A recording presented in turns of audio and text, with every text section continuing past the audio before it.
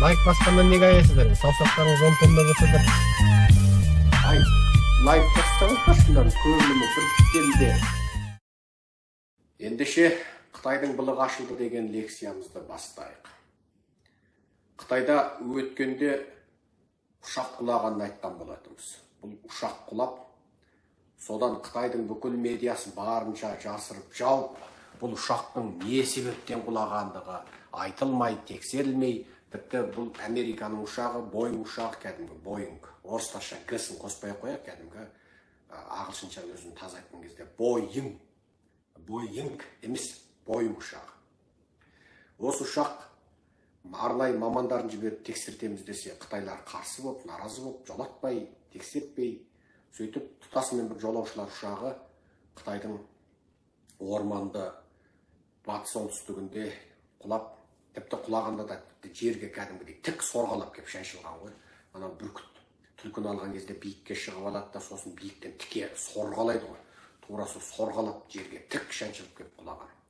Оны жаңағы сол далада жұмыс істеп жүрген қарапайым Қытай шаруасы видеоға түсіріп қалған. Ал қызық болғанда оның заттары табылды, жаңа қара жәшік дейді, қара қобди дейді, қара қобди табылды. Оның өзінде де Қытай жасырын ұстады. Ал соның кесірінен бүкіл жер шарындағы осы адамдарды ары бері ұшырып тасымалдап жүретін ең атақты компания Боинг компаниясының жарнасы құлап, сенімділік артып, тіпті осы модельдегі ұшақтарды ұшырмай көптеген елде шекте қойып, кеңістігінен өткізбей, өз адамзат ию-қию болып кетті. Енді оңай ма? 200 бәлен адам, 200 бәлен адамның өмірі деген оңай емес. Тіпті кейбір жолаушылар өзі жаңа шетелде осы ұқсас модельдегі ұшақтармен ұшатын кезде, жоқ, мұндай модельдегі ұшаққа отырмаймын деп тойтарыс беріп, басқа ұшақпен ұшам, мына модельде мәселе бар деп, Боингтың жарнасы мынау Нью-Йорк қор биржасында қатты құлап сөйтіп кеткен еді. Енді қытайлар аяқ астынан осыны жариялай қалды. Бұны жариялаудан бұрын бірден жарияламаған, аяқ астынан мынау ұшақ жүргізушілерінің, ұшқыштардың идеологиялық саяси ақаусыздығы мәселесі дейтін бір жиналыс өтті. Деп сол кезде бір ойлағанбыз. Демек ұшақ жүргізуші ұшқыштар, яғни летчиктердің идеологиялық саяси мәселесіне қатысты екен ғой деп бір білдік. Одан ары қарай ұшақ жүргізуші ұшқыштардың жеке өміріне қатысты жиналыс деп, олардың жеке өмірін тергеп тексеру басталды, сөйтіп бытқып жүргізді. Енді бұл ұшақтың осы жолғы құлауы тіке адами себептен екендігін айтты. Енді қысқасы бұғанға дейінгі жұрттың анализі, яғни жеке журналистер, блогерлер осы ұшақ мәселесінде барынша ұмтылып, жан таласып, тұтас қоғамнан осы ұшақты жүргізуші екі ұшқыштың, екі жүргізушінің жаңа айнала дос жарандар, туыс туған қызметтестерінен атсыз жинаған мәліметтер, енді қисапсыз, сол арқылы олар Қытай мемлекеті жарияламай тұрып, қара қобди табылмай тұрып, олар әлдеқашан бұның сырын ашып қойған. Айтса айтқандай, жұрттың бүкіл күдігі дәл ойдағыдай болып шықты. Бұл сол ұшақты жүргізетін орынбасар ұшқыштың жеке бастық мәселесі болып, ол сол ұшақты құлатуға тіке себепші болған. Және қара қобдида айтылған ақпаратта, қара қобди автоматты ұшу туралы барлық бағдарламаны адами түрде тойтарып, яғни адам жүргізетін бағдарлама автомат ұшу бағдарламасын бұза алады, сөйтіп ұшақты жерге тіке соққан. Енді бұған не себеп? Енді әңгімені арысынан айтсақ, жаңа жеке блогерлер мен журналистер іздеп тапқандай, бұл ұшақты жүргізуші орынбасар ұшқыш жатқан қонақ үйінде өсиет жазып кетті делген. Бірақ оны Қытай өкіметі терістеген, рас болып жатты. Ал бұл орынбасар ұшқыш осы ұшаққа жауапты. Ол енді осы ұшақ саласында өте ұзақ жыл жұмыс істеген адам. Бірақ Қытайдың авиакомпаниясы оны барымталаған, барымта қалған. Себебі авиакомпанияның келісім шартында және жарғысында осы ұшқыштарды тәрбиелеу ақысы 1 миллион юаннан артық. Юанды енді долларға шақсаң 120 мың доллардай болады. Жоқ, 120 мыңға жете қалады. Сондай ақшаны ұшақ компаниясына тапсырып қана пенсияға шығады немесе басқа компанияға кетеді дейді. Сөйтіп барлық ұшқыштарды жұмыс, енді оларға да жұмыс таба алмаймыз ғой. Барымталау сипатында болғанда, егер сен басқа компанияға кететін болсаң, біздің сені тәрбиелеген, ұшақта тәжірибе топтаға мүмкіндік берген, осы бүкіл шығынды сен төлейсің деп мәжбүрлеп келісімшартқа отырып алған. Бұл бір. Ал жоғарыдағы ұшқыш бұндай ақша төлейтін ақшасы болмаған. Бұл бірінші. Екіншісі өте маңыздысы.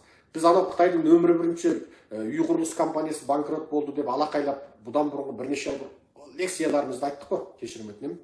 Осыдан бірнеше ай бұрынғы лекциямызда Қытайдың нөмірі бірінші жылжымайтын мүлік компаниясы, үй құрылыс компаниясы банкрот болды деп жариялағанбыз.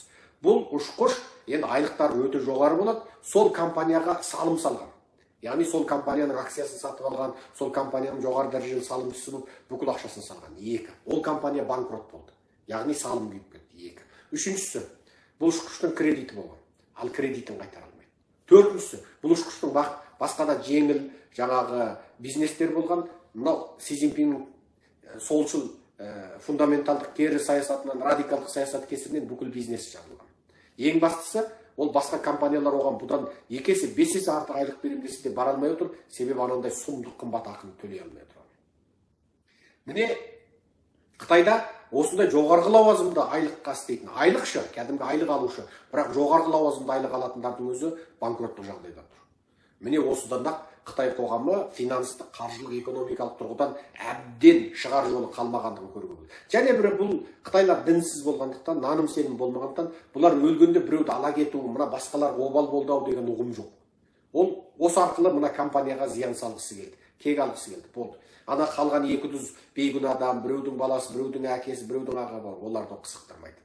Анығында Қытай қоғамы әбден осындай шығар жол таппағандықтан соңғы кезде Қытай қоғамында шабуылдау, полицейлерге шабуылдау, тіпті мынау көмпістіктен, аштықтан үйде өліп кету, жынданып, мына аштықтан миға жаңағы энергия жетіспей, өздерін жаңа биік үйлерден секіріп өлу, асылып өлу, терезеде, балконда асылып қалу Қытай қоғамында өте көп. Яғни Қытай қоғамының тағы бір былығы осылайша ашылды. Қытай қоғамы үшін алғанда жоғарғы экономикалық шарт жағдайда дейтін, жоғарғы табыс табатын ақжағалы табыскерлер деп аталатын осылардың өзі осындай сұмдық жағдайда өмір сүріп жатқанда қарапайым халықтың халі не болды десеңші. Әсіресе Қытай Компартиясы алдағы 5 жылдық кезінде 7,5 миллион шыңжаңдықты, шығыс түркістандықты кәсіби тәлім тәрбие орталығынан өткіземіз деп жариялаған аударып жариялады. Демек 7,5 миллион шыңжаңдықты ішінде қазақ, ұйғыр, қырғыз, өзбек, татар, тәжік бар қамайды. Ал олар қамалса, олар ішкі Қытайға мәжбүрленбекке кетсе, онда қалың елім қазағының қалы не болмақ.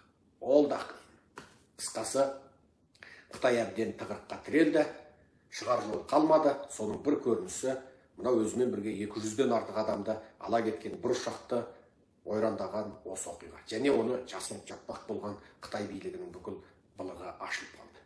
Жақсы, сау болайық. О жақта сіз, бұл жақта біз аман болайық.